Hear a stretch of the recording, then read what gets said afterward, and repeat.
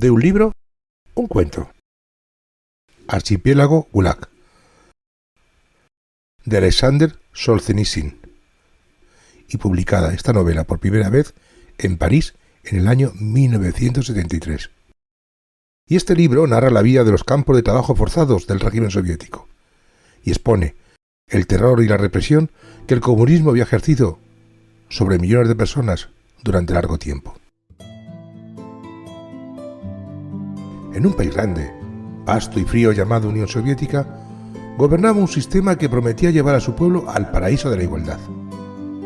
Este sistema se llamaba comunismo, y bajo su bandera, los líderes aseguraban que crearían una sociedad perfecta, donde todos sean iguales y nadie sufriría hambre, y la injusticia gobernaría para todos por igual.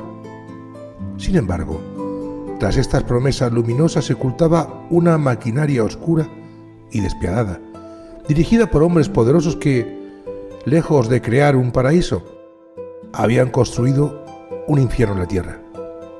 Ese infierno era el archipiélago Gulag. El archipiélago Gulag no era un archipiélago común de islas bañadas por el sol y rodeadas de mares cristalinos. No. Este archipiélago era invisible en los mapas y estaba compuesto por campos de trabajo forzado diseminados por todo el vasto territorio soviético, desde los helados bosques de Siberia hasta las montañas más inhóspitas del Cáucaso. Eran como islas separadas por un océano de miedo, sufrimiento y silencio.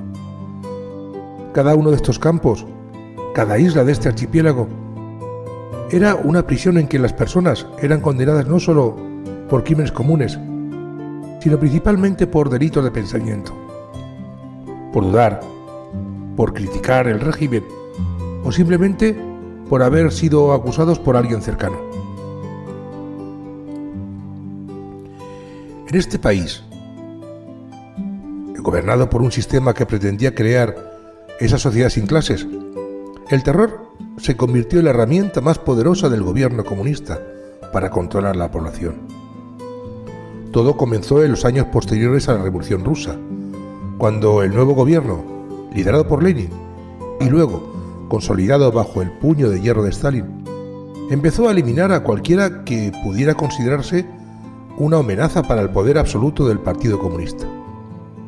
Intelectuales, campesinos, soldados o incluso los mismos miembros del partido que en algún momento habían sido leales caían víctimas de purgas masivas.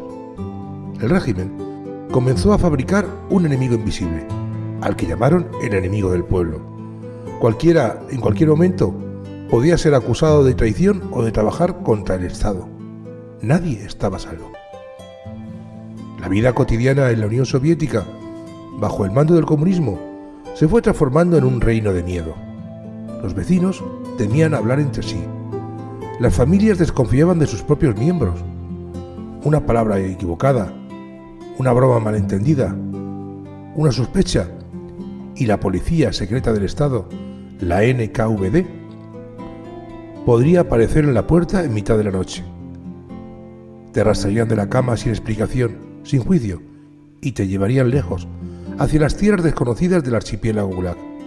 Allí te convertirías en otro prisionero más, uno de los millones de personas que desaparecieron sin dejar rastro, condenadas a trabajar hasta morir. Entre estos millones de prisioneros estaba Alexander Solzhenitsyn.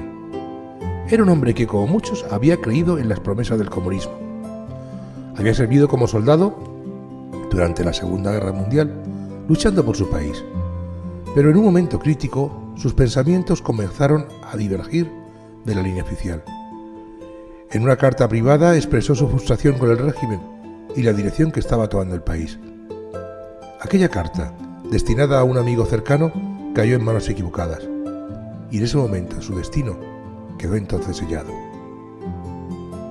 Sin advertencia, fue arrestado y enviado a un gulag, los temidos campos de trabajo forzado donde se intentaba reeducar a los enemigos del Estado a través del sufrimiento y el agotamiento físico. Los campos eran brutales. Los prisioneros, muchos de ellos inocentes, eran sometidos a trabajos forzados bajo condiciones inhumanas. La jornada de trabajo eran interminables. cavando zanjas. Construyeron 2 carreteras en el frío extremo, cortando árboles en los densos bosques y siempre, bajo la mirada vigilante de los guardias que trataban a los prisioneros como verdaderos esclavos. El frío siberiano era un enemigo implacable. Las temperaturas descendían tanto que los dedos de los prisioneros se congelaban mientras trabajaban. El hambre era constante. El racionamiento de la comida era tan escaso que muchos prisioneros murieron de inanición, mientras otros sobrevivían a base de una pequeña porción de pan o un cuenco de sopa aguada. Los enfermos no recibían tratamiento. Si te debilitabas, eras visto como inútil y te dejaban morir lentamente en una barca sucia. Morir en el Gulag era fácil. Sobrevivir, una verdadera prueba. A medida que pasaban los meses y los años, Alexander vio morir a miles de compañeros. Escuchó sus historias, conoció su sufrimiento.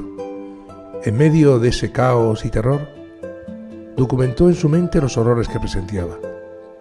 Sabía que algún día tendría que contarle al mundo lo que realmente ocurría en esos campos, en esas islas de terror que el régimen soviético intentaba mantener en secreto.